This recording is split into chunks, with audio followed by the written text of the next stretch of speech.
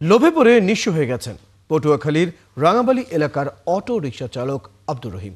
তার দাবি, বাংলাদেশি ৩৬ লাখ টাকা মূল্যের সৌদির রিয়াল পাওয়ার লোভে তিনি নিজের সঞ্চয় ধার দেনা করে মোট ৩ লাখ টাকা জোগাড় করেছিলেন। কিন্তু রিয়াল ছিল প্রতারক চক্রের ফাঁদ। এই ফাঁদে পড়ে সব টাকা হারিয়ে নিঃস্ব হয়েছেন তিনি। এখন তিনি দিশেহারা কিভাবে সুদের টাকা পরিশোধ করবেন তা ভেবে। তাই তিনি প্রতারক চক্রটিকে আইনের আওতায় আনার মাধ্যমে তার টাকা ফেরত এবং শাস্তির দাবি করছেন। কামরুল হাসানের প্রতিবেদন।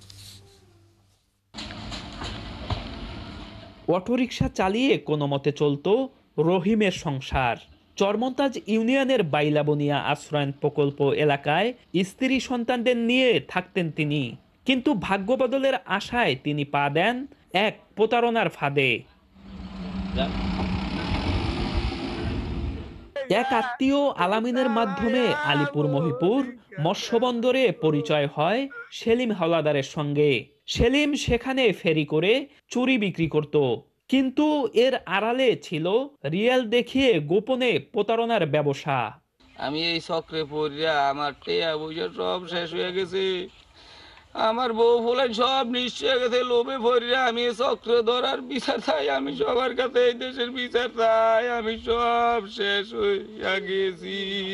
সেলিম রহিমকে লোভ দেখায় ৩,৬০,০০০ টাকা দিলি ১২০০ পিস রিয়ালের নোট দেয়া হবে, যা ব্যাংকে জমা দিলি পাবে ৩৬ লাখ টাকা। বিশ্বাস জন্মাতে তাকে দেয়া হয় ৫০ রিয়াল এবং ১০০ রিয়ালের ২টি নোট। ৪ গুণ শক্তিশালী এনজাইম ও অধিক ফেনা সমৃদ্ধ অরিক্স সিলভার ওয়াশ মাত্র ৭০ টাকায়। গত ২রা ডিসেম্বর রহিম ভোলা দক্ষিণাইচা ইসলামী ব্যাংকে এগুলো ভাঙিয়ে ৪৫০০ টাকা পান। এরপর নিজের সঞ্চয়, ধার দেনা আর সুদের উপর টাকা ধার করে মোট ৩ লাখ টাকা জোগাড় করেন রহিম। রহিমের দাবি, গত ৩রা ডিসেম্বর সকালে রহিম ও তার ভাইরা ভাই আলামিন বরিশালের বাকেরগঞ্জ উপজেলা স্বাস্থ্য কমপ্লেক্স গেটের সামনে পৌঁছান। টাকা দেওয়ার আগে রিয়াল দেখতে চাইলে সেলিমের সঙ্গে থাকা সহযোগীরা রহিমের কাছ থেকে ৩ লাখ টাকা ছিনিয়ে নেয়। সকালবেলা আমাদের না জানায় ওরা দুই ভাই ওই টাকার লোভে ওই দেশে যায়, ওই টাকাগুলা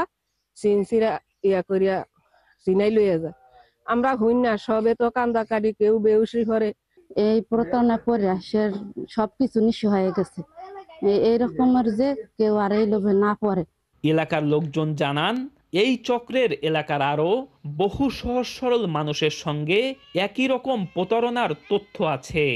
হে যে এইভাবে ডলারের খপ্পরে পড়বে এত আমি জানি না। আমি কইছি যে আমার টাকা যদি আজকে নেন, আমার টাকা কিন্তু কালকে দিতে হইবে। রহিমের একটা মেয়ে ক্লাস 9-এ পড়ে, কিন্তু আজকে রহিমের এই কাহিনীর কারণে মেয়ে পড়ালেখা বাদ দিয়া গার্মেন্টস করতে চলে গেছে। এটা সুষ্ঠু তদন্ত করিয়া এটা বিচার চাই আমি, এবং ওর মতন যে আর অন্য কোনো ভাই ব্রাদার না বিপদে পড়ে। ভোটার আইডি কার্ড অনুযায়ী প্রতারক সেলিমের বাড়ি বরগুনার তালতলির মালিপাড়া গ্রামে। বাবা কাদের হাওলাদার।